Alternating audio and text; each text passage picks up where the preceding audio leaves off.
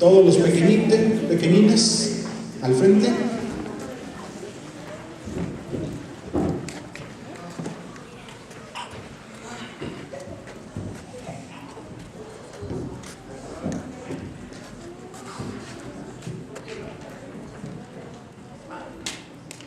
Dije todos los pequeñitos, no solamente los niños. No.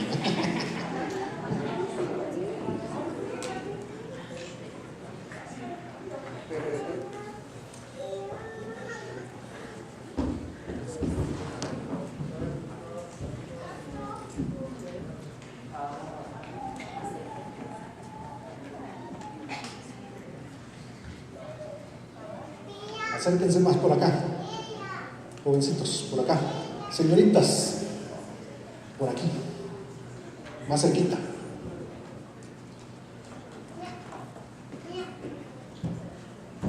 Ustedes también.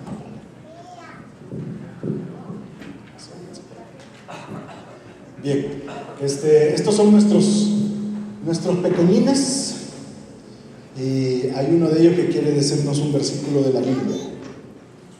Dijo Jesús: venid en pos de mí y os haré pescadores de hombres. Mateo 4:19. ¿Pescadores de hombres? ¿Alguien más? ¿No? Ok, entonces vamos a orar por ustedes. Niñas, para acá. Vamos a orar. Y vamos a cerrar todos nuestros ojitos para que podamos hablar con el Señor. ¿Sí? ¿Tienes un versículo? ¿Te acordaste ya? Ok, dime. En paz me acostaré y asimismo dormiré, porque solo este Señor me hace vivir confiado. ¿Dónde está? Sí. Ok, todos cerrando nuestros ojitos, vamos a orar, vamos a hablar con nuestro Dios. Oremos. Padre Santo, queremos presentar delante de ti a todos estos niños que están aquí al frente, Señor, para que tú sigas instruyéndoles, tú sigas, Señor, poniendo en su corazón y su mente tu palabra, y permita, Señor, que ellos puedan crecer no solamente físicamente, sino también en el conocimiento tuyo, Señor, en su vida espiritual. Permite, Señor, que sus maestros puedan poner todo de su parte, Señor, para transmitir tu palabra, y que puedan ser sencillos, Señor, para que ellos puedan comprenderlo también, Señor. Los ponemos en tus manos, en Cristo Jesús. Amén. Pueden pasar con cuidadito, sin correr.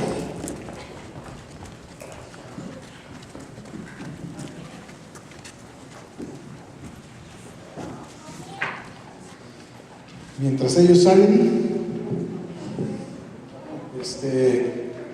solamente recuerdo lo que el hermano Esteban dijo al principio, para aquellos que no estuvieron al inicio. El próximo domingo tenemos la celebración del Día de las Madres aquí como iglesia.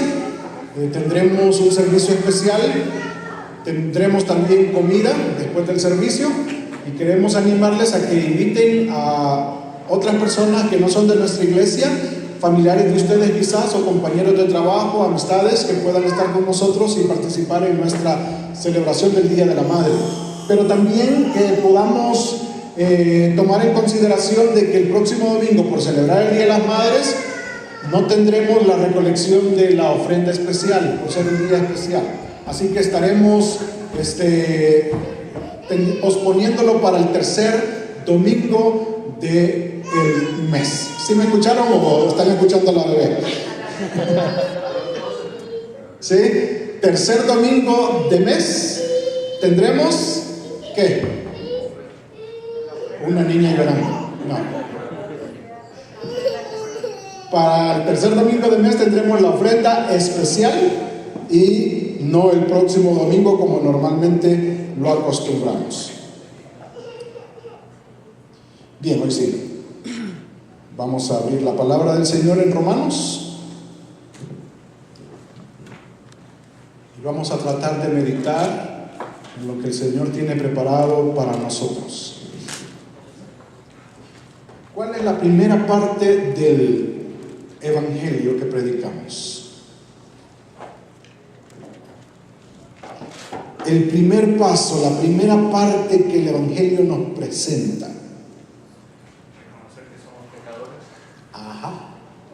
Reconocer que somos pecadores. Eso es lo primerito. Y hay que decirle a las personas y nosotros mismos reconocer que no somos santitos, que no somos sin pecado, somos perfectos. No. Eso no es lo que la palabra de Dios nos presenta. Lo que la palabra de Dios nos dice es que usted y yo y toda la humanidad somos pecadores, así con las letras grandes, enormes, subrayado y en rojo, ¿sí? Pecadores todos. Y eso es lo que el apóstol Pablo está presentando en estos primeros 3 capítulos de Romanos. El primer paso, el primer enfoque del evangelio de salvación es que todo mundo es pecador. Capítulo 1 al final nos ha dicho toda la raza humana, por muy religiosa que sea, es pecador y está condenado delante de Dios. El capítulo 2 al principio nos dijo que aún las personas que se creen moralistas, que guardan la ética, que no están pensando en hacerle daño a nadie, no se meten con nadie para no meterse en problemas, aún esas personas que parecen muy rectas, muy buenas en la sociedad, también son pecadores y están condenados por Dios.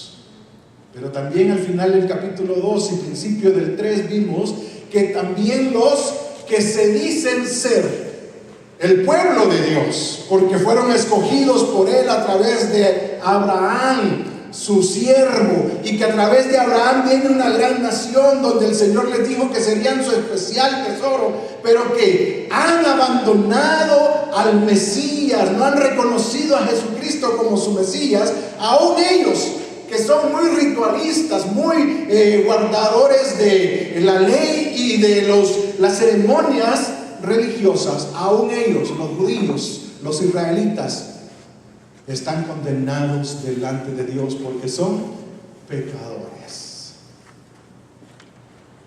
Todos somos pecadores. Vean lo que la palabra de Dios tiene que decirnos ahora, cerrando este primer paso del Evangelio. Capítulo 3, versículos del 9 al 20. Leo para ustedes. ¿Qué pues? Dice Pablo. ¿Somos nosotros mejores que ellos? Hablando de los judíos y poniéndose él como judío también. En ninguna manera, pues ya hemos acusado a judíos y a gentiles, que todos están bajo pecado. Como está escrito, no hay justo ni aún uno. No hay quien entienda, no hay quien busque a Dios. Todos se desviaron a una, se hicieron inútiles. No hay quien haga lo bueno, no hay ni siquiera uno. Sepulcro abierto es su garganta, con su lengua engañan. Veneno de áspides hay dentro de sus labios, debajo de sus labios. Su boca está llena de maldición y de amargura. Sus pies se apresuran para derramar sangre. Quebranto y desventura hay en sus caminos, y no conocieron camino de paz. No hay temor de Dios delante de sus ojos. Pero sabemos que todo lo que la ley dice, lo dice a los que están bajo la ley, para que toda boca se cierre y todo el mundo quede bajo el juicio de Dios. Ya que por las obras de la ley ningún ser humano será justificado delante de él, porque por medio de la ley es el conocimiento del pecado. Que Dios bendiga su palabra. Y como digo siempre, hablando de esta carta a los romanos, cada vez que leemos el pasaje de Romanos, nos encontramos que el pasaje ha sido tan claro. Es bien fácil simplemente leerlo y captar el mensaje de lo que nos está diciendo el apóstol Pablo a través de esos versículos. La palabra de Dios hoy nos dice que no hay excepción de nadie en este mundo, en la humanidad, que no sea pecador. ¿Se creía usted santo? ¿Se creía usted una persona recta, una persona que por sus posibilidades usted podía alcanzar salvación de la condenación eterna? Le tengo malas noticias hoy. Porque por sí mismo ningún ser humano puede alcanzar salvación. ¿Por qué? Porque no hay justo ni aún uno. Ni siquiera uno. Esta expresión del apóstol Pablo trae a mi mente este pasaje pasaje donde los ángeles del Señor vienen para ir directo a las ciudades de Sodoma y Gomorra y pasan cerca de donde Abraham, y Abraham les hace comida y comienza a hablar con ellos, y entonces le dice el ángel a Abraham de que el propósito de su llegada a la tierra era destruir Sodoma y Gomorra. Abraham piensa en su sobrino que ahí está viviendo con su familia, y él dice: no es posible que tú destruyas esta ciudad simplemente así por así, cuando mi sobrino está ahí con toda su familia. Y él comienza a abogar por todas las dos ciudades completas, y él le dice: Señor, ¿cómo es posible que tú vas a hacer esto? Y el ángel le dice: pues debo de hacerlo, pero no es posible. Si encontraras al menos 50 personas, ¿siempre la destruirías? Y el ángel le dice: si encontrare 50, yo no la destruiría. Pero luego Abraham dice: ya que comencé a hablar, ahora me atrevo a decir más cosas, y comenzó a disminuir ese número de 50 hasta llegar a 5. Después de tanto decirle y rogarle, el ángel le dijo: si encontrare 5, no la destruiría. ¿Pero qué sucedió? ¿Se recuerdan? Solamente, ¿qué? 3 se salvaron de ahí, porque venían 4, pero la cuarta se quedó convertida en sal. ¿Sí? Así que se salieron 3, ni 5 se encontraron. Y aquí el pasaje dice: no hay ni siquiera uno. Aquí salimos peor nosotros, hermanos, porque allá por lo menos hubieron 3. Y entre toda la humanidad el Señor no ha encontrado ni siquiera uno. Usted creía que era el único, pero el Señor dice: ni siquiera usted. No hay nadie que se pueda salvar a sí mismo por sus propios méritos. No hay ni siquiera uno. Todos somos culpables delante de Dios. Somos pecadores, y por nuestro pecado estamos condenados por nuestro Dios. Vayamos un poquito al pasaje para ver esto de que el ser humano está perdido, y vamos a ir detallando estas partes de lo que la palabra de Dios nos dice. Vea lo que dice el versículo 9. Inicia con preguntas el apóstol Pablo. Preguntas que nos hacen reflexionar, pero que también ya tienen una respuesta dada a través de la pregunta. Esto se llama preguntas retóricas, que ya vienen en sí con la respuesta dada. No es necesario pensar algo, simplemente al leer la pregunta uno sabe cuál es la respuesta. Y dice el apóstol Pablo: ¿qué pues? ¿Somos nosotros mejores que ellos? Y él hablando como un judío. ¿Somos nosotros mejores que ellos? Y como vimos en el domingo pasado, observamos que los judíos sí tienen algunos méritos.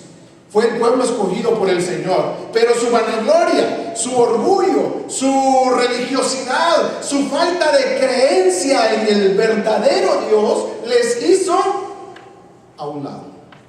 Así que la respuesta lógica a estas preguntas el apóstol Pablo la menciona: en ninguna manera. No somos nosotros mejores que los demás. Y sabe que para los judíos esa era una pedrada en la nariz. ¿Sí? Esto era algo tan terrible, porque ellos se jactaban de ser los mejores, y todavía lo hacen. Y a los demás que no eran israelitas les llamaban perros, les llamaban cerdos, les llamaban lo peor del mundo. ¿Sí? No tenían ningún valor. Y no estoy hablando solamente de los griegos, estoy hablando aún de los que vivimos aquí en América Latina, en América del Norte. Ellos nos miran como lo peor, por su religiosidad, por su escogencia de parte de Dios de hacer una nación para Él. Se sienten ellos los pavos inflados. Pero al final de cuentas, el apóstol Pablo aquí está hablando al orgullo humano. Está diciéndoles: tú que te crees ser alguien, estás Mal porque no tienes la base sólida de lo que realmente Dios dice que tú eres. Por muy bueno que tú seas, por muy religioso que tú seas, por muy conocedor de la Biblia que tú seas, por muy buena gente con las demás personas tú seas, el Señor dice: no somos mejores que los demás, en ninguna manera, pues ya hemos, dice, acusado a judíos y a gentiles que todos están bajo pecado. Y esta es una de las expresiones que yo quisiera resaltar, porque la expresión del apóstol Pablo en el original es hupos hamartías, ¿sí? Bajo pecado, hupos hamartías. Y lo que él está expresando es que todo el peso del pecado está sobre cada uno de nosotros, ¿sí? Que nos está aplastando cada vez más, nos está agachando, porque ese gran peso que llevamos encima nos está destruyendo. Y oiga bien como lo dice el apóstol Pablo aquí. Versículo 9 dice que todos están bajo pecado. Todos. De esa expresión tan pequeñita, todos, no escapa nadie. Todos estamos bajo pecado. Y cada vez más que tenemos vida en este mundo, estamos acumulando cada vez más carga de pecado, de tal forma que cada vez sentimos más el peso que nos detiene, que nos condena, y estamos más atrapados en este mundo. Lo que realmente la expresión bajo pecado significa es en el poder del pecado, bajo la autoridad del pecado. Así como el soldado, ¿se recuerdan de esa historia del Nuevo Testamento, en los evangelios, cuando se acercó el del ejército, que le dijo a Jesús que fuera a su casa porque su siervo, su esclavo preferido, el querido por él, estaba muriéndose, y le dijo: ven y sálvalo, y que Jesús accedió a ir? ¿Se recuerdan de esa historia? ¿Y qué fue lo que ese general del ejército le dijo a Jesús? ¿Se recuerdan? Le dijo: mira, no es necesario que tú vayas a mi casa, yo no soy digno de que tú pongas un pie en mi casa, tú eres lo máximo, tú eres el Dios Todopoderoso, no puedo recibirte en casa, pero yo soy hombre de autoridad, soy un general del ejército, así que si yo le digo una orden a mi soldado, el soldado debe de obedecerla inmediatamente. Así que tú no tienes que venir, simplemente di la palabra y lo que tú digas será hecho. Eso es estar bajo autoridad, ¿sí? Dice la palabra y lo que el otro que la recibe es: no hay más por hacer, es eso lo que me ha dicho, ¿sí? En El Salvador, no sé si en México también, cuando un oficial de alto rango da una orden a un soldado, lo que el soldado hace en primer lugar es esto, ¿sí? Tocar los tacones. No me sonó aquí porque no tengo mucho tacón, son de espuma, ¿sí? Pero hace esto y se cuadra delante de su superior, y le está hablando el superior al soldado, y el soldado está viéndole fijamente al rostro bien cuadrado. Y cuando el general le dice la orden, y él le dice: sí, general, sí, capitán, sí, y directo a hacer. Eso es estar bajo autoridad, o la expresión aquí, bajo pecado. ¿Qué quiero decir con esto?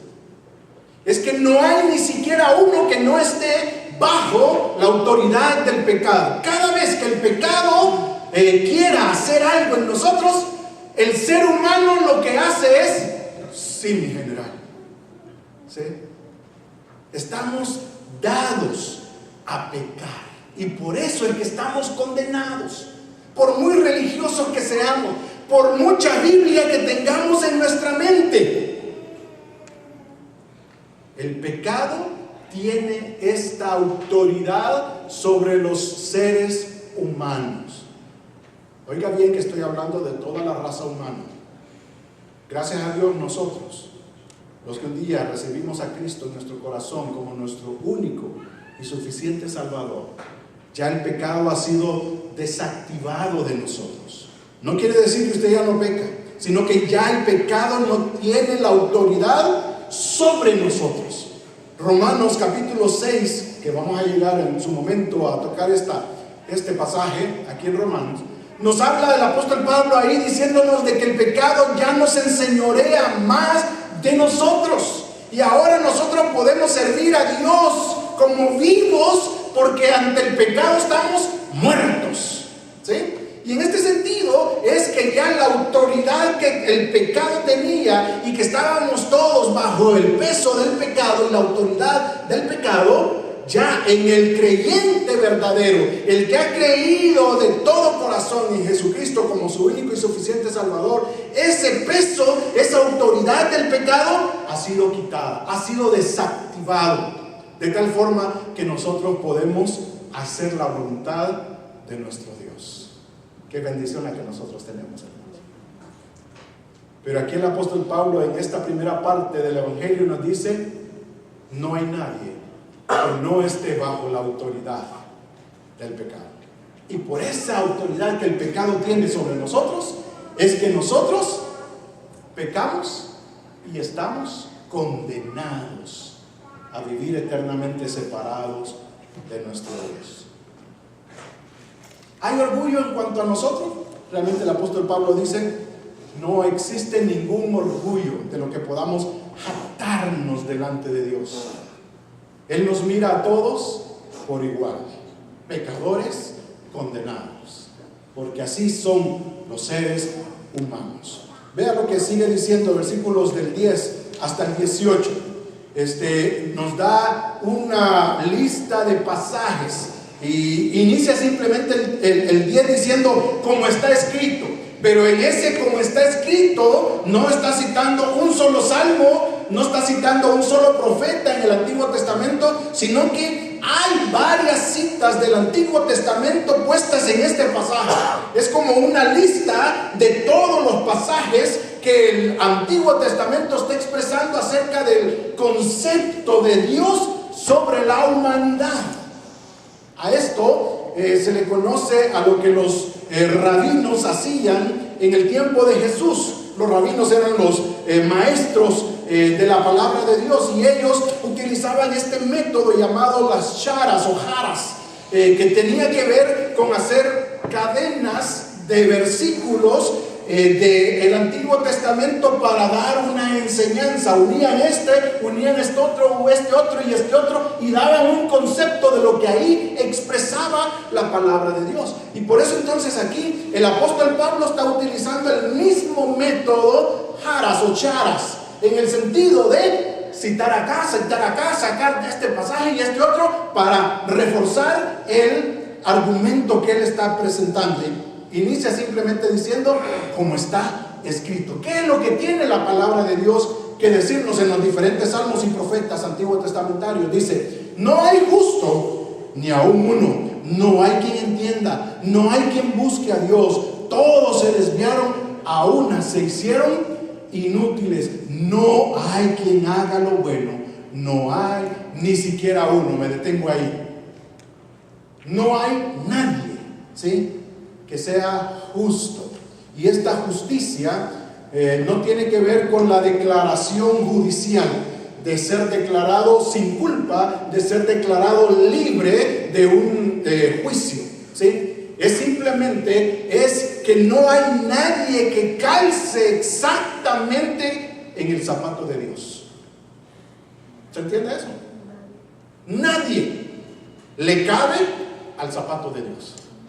La medida, aquí todos somos las hermanas o hermanastras de la Cenicienta, porque el único que es la Cenicienta en este caso es Cristo. A Él le calza todo. Pero usted y yo somos muy malos, como las hermanastras, que queremos aparentar que nos queda ese zapato y solamente el dedo gordo no entra. Estamos luchando, no, si me queda, pero no nos entra el zapato. Y esa es la justicia que habla aquí. No hay justo ni aún uno, no hay quien entienda, no hay quien haga lo bueno, no hay nadie, ¿sí? Esto es lo que está expresándonos. Yo no sé si usted se siente orgulloso de esto, Pero a mí me hace ver mal, porque a veces nosotros nos jactamos de ser buena gente, buenas personas, de estar haciendo algo bueno. Pero el Señor, sin Él, sin Cristo, nos dice que nosotros realmente no somos nada buenos, hermanos. Vea cómo se expresa ahí, versículo 11 y 12, dice: no hay quien entienda, nos dijo tontos. No hay quien busque a Dios, nos dice, ¿cómo que se llama? Perdidos o sin GPS. Sí, andamos ahí desorientados. Todos se desviaron, a una se hicieron ¿qué? Qué feas expresiones, hermanos. Nos está llamando tontos, desorientados, inútiles. Wow. Gracias, Señor. Qué buen concepto tienes de mí. Es feo, ¿no es cierto? Sí, amén. Pero ante Dios así es el ser humano. Recuerden lo que el profeta Isaías dijo en el capítulo 53, versículo 6. No lo busque, pero puede anotarlo para irlo a ver a su casa. Ahí el Señor dice de que todos nosotros nos descarriamos como ovejas. Cada cual se apartó por su camino. Tontitos nuevamente, hermanos. ¿Sí? Como ovejas, así, que allá me enseñan un dulcito y allá voy yo. Ay, qué rico. ¿Sí? Me dicen por allá, ay, voy también por allá. ¿Sí? ¿A dónde va Vicente? A donde va toda la gente. Ahí va.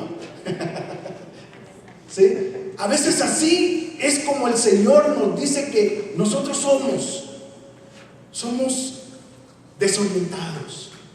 No sabemos a dónde, ni quién es bueno seguir y quién no es bueno seguir.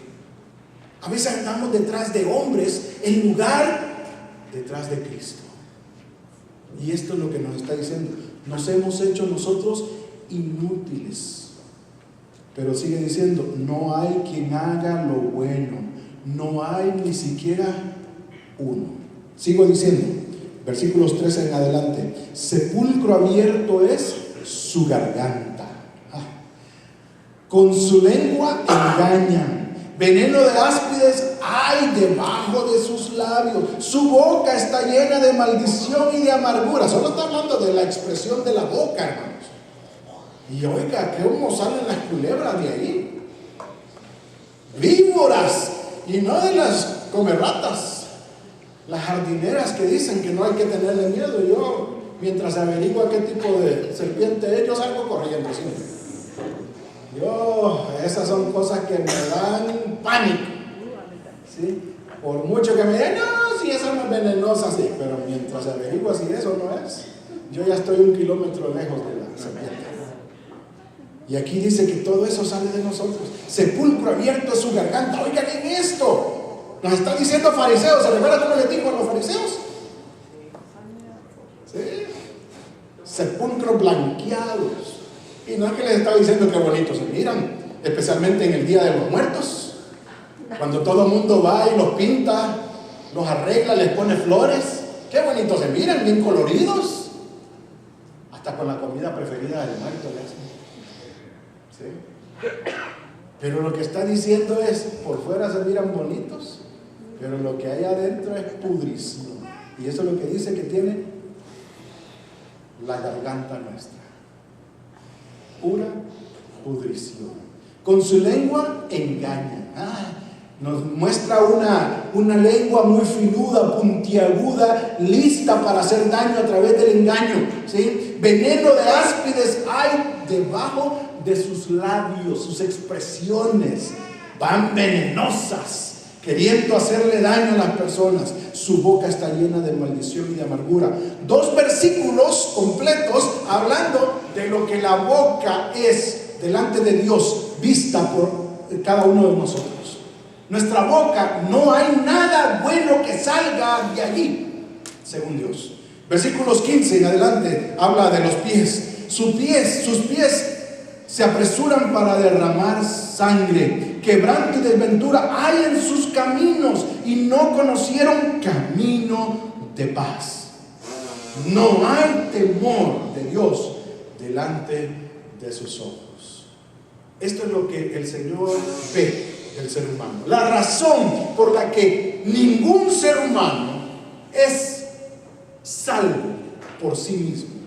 La razón por la que ningún ser humano es justo por sí mismo, por sus obras, por sus cualidades, es porque realmente no hay nada bueno en el ser humano. Todo lo que hay en el ser humano es pecado. Y por eso el apóstol Pablo dice la razón de por qué es que nosotros estamos condenados. Versículo 18. ¿Por qué el ser humano actúa así? ¿Por qué el ser humano es de esta forma? Versículo 18 dice: no hay temor de Dios delante de sus ojos. Cuando usted y yo manifestamos que no tememos a Dios, hacemos lo que quiera, ¿no es cierto? Cuando sabemos que, no va a haber el pastor, por aquí puede andar el pastor, o hermano Gerardo anda trabajando por aquí mejor. Hay algún conocido, es zona de la iglesia, entonces mejor me cuido. Pero si quiero hacer una fechoría, mejor me voy lejos, para que nadie me vea. ¿Sí? Eso es lo normal que el ser humano hace. Cuando uno no tiene temor de que lo van a cachar, le dicen en El Salvador, no sé si le dicen en inglés, que lo van a atrapar, ¿sí? Lo van a ver,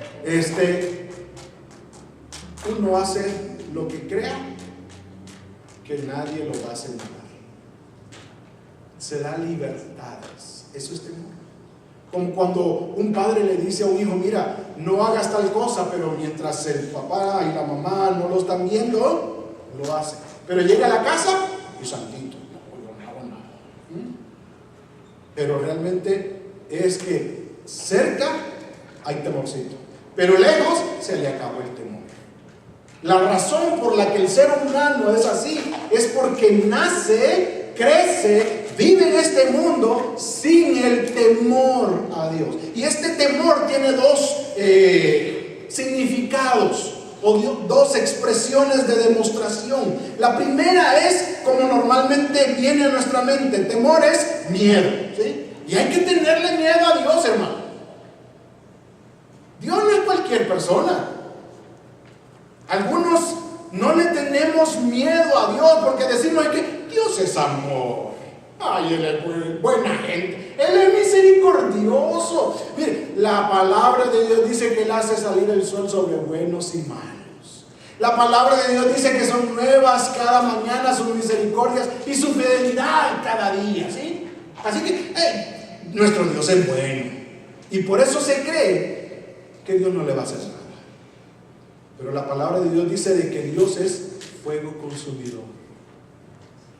Es tardo para la ira, es grande en misericordia, pero no quiere decir que porque se tarde a derramar su ira sobre nosotros, no quiere decir que nunca la va a derramar. Está esperando solamente la gotita que colme el vaso y que haga que se rebalse y que caiga en juicio sobre nosotros. Así que el Señor dice: falta de temor es lo que hace que el ser humano haga esto. Falta de miedo a Dios. Y nosotros necesitamos tenerle miedo a Dios. Él es capaz de enviarnos un rayo y que nos caiga solamente a nosotros. Porque Él es así, hermano.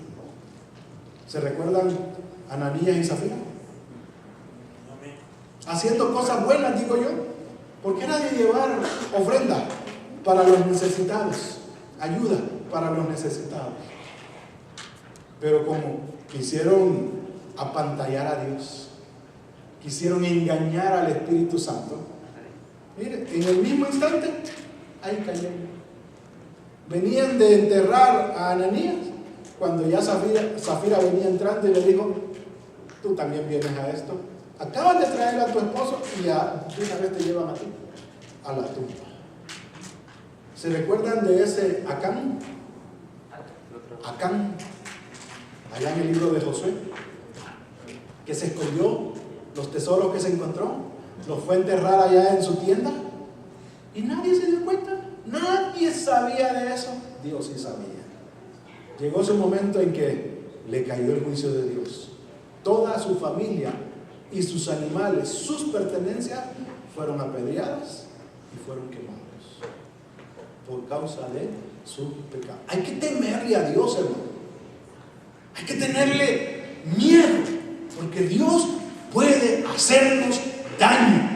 Usted que se anda escondiendo, usted que anda viviendo la vida loca, usted que no ha tomado en serio la palabra de Dios, usted que se quiere esconder de Dios haciendo cosas malas, sabiendo que Dios está viéndolo.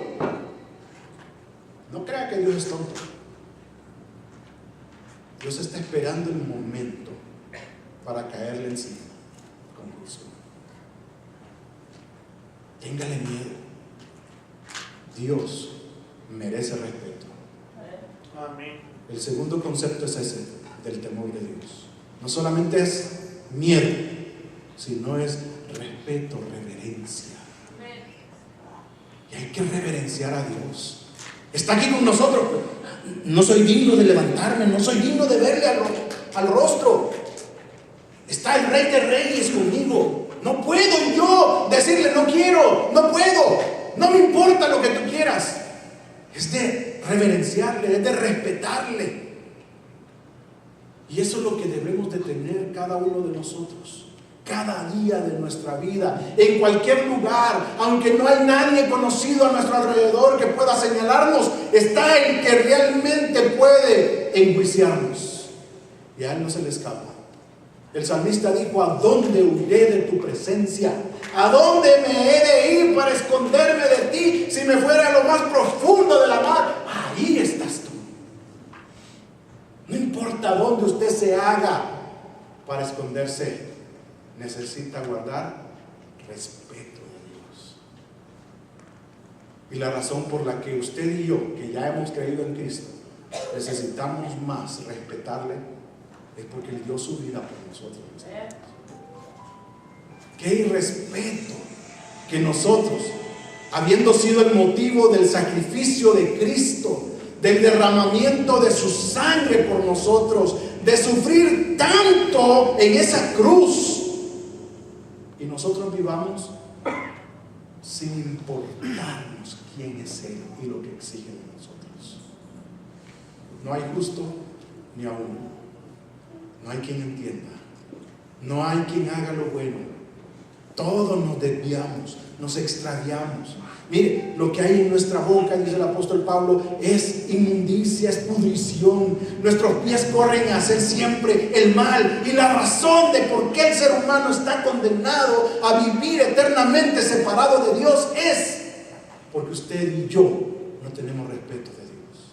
Porque ningún ser humano tiene temor de Dios. Ningún ser humano le tiene miedo a Dios. Hasta se burlan de Dios. Pero llegará el momento en que vendrá la venganza de Dios sobre las personas. Y hay que se encuentre frente a Él en ese día. Versículos 19 al 20 nos da otra parte de estas razones de por qué no hay ningún justo, no hay nadie que se salve por sí mismo. Versículo 19 dice: pero sabemos que todo lo que la ley dice, lo dice a los que están bajo la ley, para que toda boca se cierre y todo el mundo quede bajo el juicio de Dios. Oigan en esto. El Señor nos dio la ley. Antes nosotros no sabíamos qué era lo bueno y qué era lo malo. Pero al darnos la ley nos dimos cuenta que era lo malo. Cuando el Señor le dijo a Adán y a Eva, allá en el huerto del Edén: mira, de todo árbol del huerto puedes comer, menos del que está en el centro, del árbol del bien y el mal. ¿Sí? Ese es el único que no puedes comer. Ahí el Señor estaba poniendo la ley, la norma, la regla. ¿Sí? Todo podemos hacer menos toparnos con ese árbol, comer de ese árbol. No podemos hacer esto. Y esto se reveló al ser humano para que supiera cuál era la norma de Dios. Pero Dios sabe de que el ser humano, al tener límites, tiende a transgredirlos. Y así dice el apóstol Pablo en Gálatas, por ejemplo, que la ley fue dada por el Señor, y hablando a los judíos, les dice que Dios les dio la ley de los 10 mandamientos, el Antiguo Testamento. Dios se las dio para que entendieran que eran malos y que no podían salvarse por cumplir la ley, porque no podían cumplir la ley. Cuando usted sabe de que en la carretera el speed limit es de 40 millas por hora y usted va a 45, ¿no es cierto que siempre tratamos de pasar eso? A la única que conozco que no lo hace, hermano, Nancy.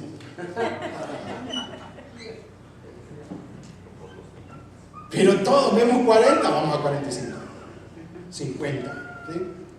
Y lo que decimos es, no, pero es que todo el tráfico va así, si yo me quedo antes, se para, ¿sí?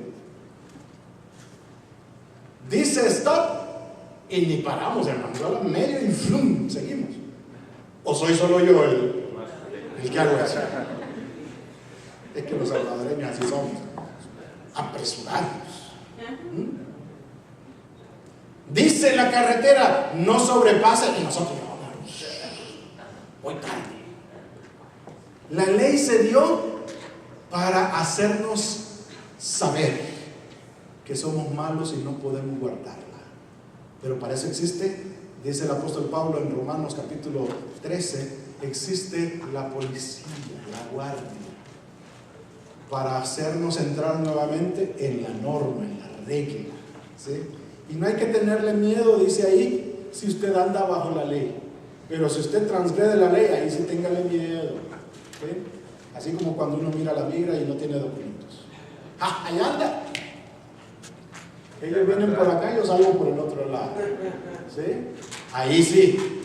Y esto es lo que dice la palabra de Dios en cuanto a la ley. Esto es lo que nos revela Dios a través de la ley. Es que usted y yo, por muy buenos que seamos de guardar la ley, somos malos y no podemos. Porque con solamente un pecadito que hagamos transgrediendo la ley, ya somos transgresores de toda la ley, culpables de transgredir toda la ley. Así que si usted se anda cuidando de no comer cerdo, porque la ley dice de que el cerdo es malo, pero anda haciendo otras cosas que la ley de Dios dice que no debe de hacer, y usted se da las libertades, por mucho cerdo que usted se prive de comer, usted está mostrando que es pecado. Esto es lo que nos dice aquí de cuál es la razón. Es simplemente porque si usted confía en las normas, en las reglas, los principios éticos, la ley, y usted se considera alguien que está acorde a todo esto, usted es condenado. Y todo el mundo, a través de ese pensamiento, a través de esa acción de Dios, nos ha puesto bajo el juicio de Dios. Y no hay excusa. Versículo 20 dice, ya que por las obras de la ley ningún ser humano será justificado delante de Dios, porque por medio de la ley es el conocimiento de él. Así que eso es lo que el Señor nos revela. Nosotros somos culpables, aún jactándonos de guardar la ley. El Señor dice, la ley se dio para que tú te des cuenta que eres pecador. ¿Estás guardando la ley? Pues te das cuenta que eres pecador. Como cuando dice, mientras más uno estudia, más se da cuenta que necesita estudiar más para saber. Así es con la ley. Cada vez que usted trata de guardar la ley, se da cuenta que malo soy. ¿Cómo transgredo la ley? Ay, yo quisiera guardarla, pero eso me condena, me pone bajo el juicio de Dios. Nuevamente la palabra ahí es la misma de bajo el pecado, el poder del pecado. Es el hecho de que bajo el juicio de Dios todo el mundo está en la mira de Dios y no escapamos. Y cada vez que queremos seguir jactándonos de nuestra religiosidad, de nuestra ética, ética, moralidad, de nuestra sangre o actitud o cultura religiosa que tengamos, por más que querramos jactarnos, el Señor nos dice: no eres justo, no hay justo ni a uno, no te puedes salvar a ti mismo. Todo esto está bajo el juicio de Dios. Nuevamente termino diciendo: gracias a Dios si usted ha hecho decisión por Cristo. Porque aunque esos somos todos los seres humanos, pecadores, y no hay nadie que pueda salvarse por sí mismo, si usted creyó en Cristo de todo corazón como su único y suficiente Salvador, ya todo eso que estaba encima suyo, la mira de Dios para juicio, pero también el pecado con toda la autoridad de subyugarlo a hacer lo que el pecado quiere, ha sido quitado por el poder de la cruz de Cristo. Ahora el reto es: no volvamos a revolcarnos en aquello. Si usted ha creído en Cristo, no vuelva a retomar su vida anterior, porque esto es esconderse del que no podemos escondernos. Esto es la falta de temor que Dios exige que nosotros tenemos delante de Él. Nos confiamos de que Él no actúa inmediatamente que nosotros pecamos, pero Él quiere que usted reaccione en respeto, pero también en miedo de quién es Él. Aprendamos a conducirnos y hagámosle sentir a todo aquel que nosotros compartimos el Evangelio, de que por muy buena gente que sea, por muy buena vida que tenga, por muy buenas cosas que haga con los demás, eso no le salva. Eso siempre le mantiene bajo la condena de Dios, bajo el juicio de Dios. Aprendamos a compartir el Evangelio. El Evangelio es decirle a la persona: eres pecador. Y hay que decirlo con respeto, pero no hay que dejar de decirlo. Las personas necesitan reconocer que por muy buenas cosas que hagan, son pecadores y no pueden salvarse a sí mismos. Compartamos el verdadero evangelio de salvación con los que no conocen a Cristo. Y nosotros tratemos de vivir en temor a nuestro Dios. Oremos. Señor, gracias te doy por tu palabra. Gracias, Señor, también porque nos reta, Señor, a no solamente nosotros saber cuál es el verdadero evangelio, sino también a compartirlo de la misma forma, Señor. El apóstol Pablo dijo: no me avergüenzo del evangelio porque es poder de Dios, pero este poder, Señor, debe de exponerse, este poder debe de expresarse, de compartirse a los demás, Señor, a través de ser fieles a lo que tú dices en tu palabra, que es el verdadero evangelio, Señor. El verdadero evangelio, Señor, radica en que tu Hijo Jesucristo es el único que puede darnos salvación. Nadie más puede hacerlo, Señor. Ayúdanos a vernos a nosotros mismos como pecadores, a hacer sentir a los demás que no tienen la posibilidad de salvarse por sus propias fuerzas o sus propias capacidades, Señor. Permítenos que podamos estar dispuestos a compartir ese evangelio de salvación tal y como tú lo has dado en tu palabra, Señor. Ayúdanos también a vivir con temor a ti, Señor, con el miedo y el respeto que necesitamos tenerte, Señor, para que, ya siendo salvos, podamos ser luz y sal en este mundo. Podamos, Señor, transmitir la vida que tú quieres que mostremos a los demás que no te conocen. En Cristo Jesús nos ponemos, Señor. Amén. Dios nos bendiga, amigos. Estamos despedidos. Pero también